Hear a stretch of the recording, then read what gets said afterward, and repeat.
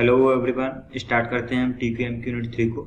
इसमें हम लोग देखेंगे टूल्स और टेक्निक्स इसकी क्वालिटी कंट्रोल की। तो क्वालिटी को कंट्रोल करने के लिए हम कौन कौन से हथकंडे अपनाते हैं या फिर मतलब कौन कौन सी टेक्निक्स को इस्तेमाल करते हैं, उनको बोलते हैं क्वालिटी कंट्रोल के टूल्स।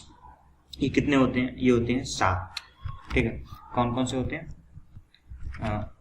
ये होते हैं check sheet, Pareto chart, cause और effect diagram, control chart, histogram, scatter diagram, stratification या फिर फ्लो चार्ट। ठीक है, और अब ये समझ लो कि ये होते क्या हैं। देखो, कुछ नहीं होता, बस हमें क्वालिटी कंट्रोल करने के लिए जो जो हथकंडे अपनाने पड़ते हैं या फिर जो जो मेथड्स यूज करते हैं उनको हम बोलते हैं क्वालिटी कंट्रोल के टूल्स। ठीक है, या फिर क्वालिटी कंट्रोल की टेक्निक्स। ये क्या होती हैं? ये ग्राफिकल रिप्रेजेंटेशन होती हैं या फिर ग्राफिकल टेक्निक्स होती हैं। किसके लिए? अपनी जो समस्याएं होती हैं या फिर प्रॉब्लम्स होती हैं उनको फाइंड आउट करने के लिए और फिर उनका सोल्यूशन लेने के लिए। ठीक है, इस 7 तरह की होती हैं, बताई दी मैंने आपको। अब चलते हैं सबसे पहली रिप्रेजेंटेशन टेक्निक या फिर पहली क्वालिटी कंट्रोल टेक्निक, जिसको बोलते हैं चेक शीट। देखो, चेक शीट कुछ नहीं होता, ये सिंपली एक डॉक्यूमेंट होता है जिसमें आप जो डाटा कलेक्ट करते हैं वो रियल टाइम पे और रियल लोकेशन पे जाके करते हैं। ठीक है, मतलब जैसे किसी एक जहाज से सामान उतर रहा है तो आप वहाँ जहाज के पड़ोस में जाएंगे उसी टाइम पे जिस टाइम उतर रहा है, और क्या क्या सामान उतरा है उसको एक कागज़ पे नोट कर लेते हैं। तो उस कागज़ को क्या बोलोगे? उस कागज़ को बोलोगे चेक शीट। अब बात करते हैं अगला, पेरेटो चार्ट। पेरेटो नाम के साइंटिस्ट ने दिया था, इसीलिए इसको पेरेटो चार्ट बोलते हैं। इसमें तो कोई रॉकेट साइंस है नहीं। तो अब इसकी थ्योरी समझ लेते हैं कि इसमें होता क्या है।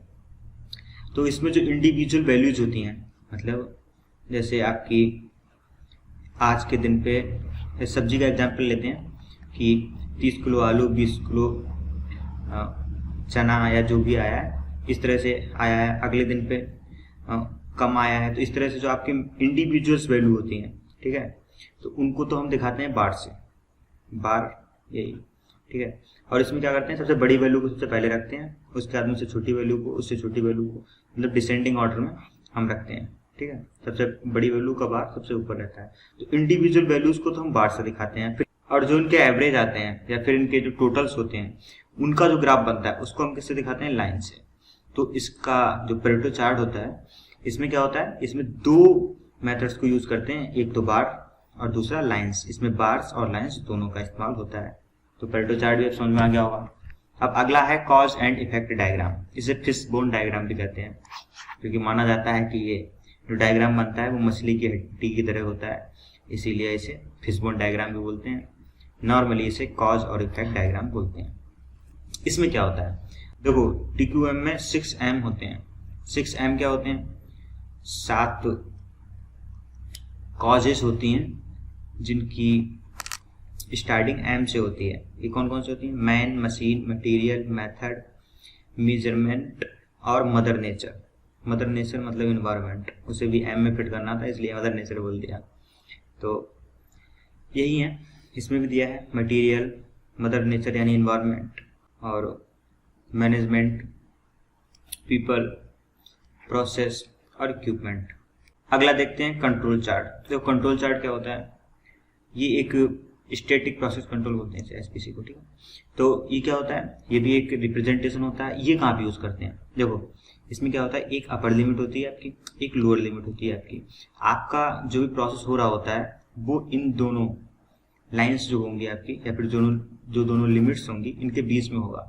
जैसे आपका मेट्रोलॉजी में पढ़ा होगा कि कोई ये आपका गेज है, ये डिजाइन होना है, तो आप इसकी एक लिमिट होगी कि अगर ये 10 mm है, ये 12 mm है, इसके बीच में अगर रहती है, मतलब जो भी आप प्रोड्यूस करते हो इनके बीच में अगर लिमिट है तो उसे पास माना जाएगा।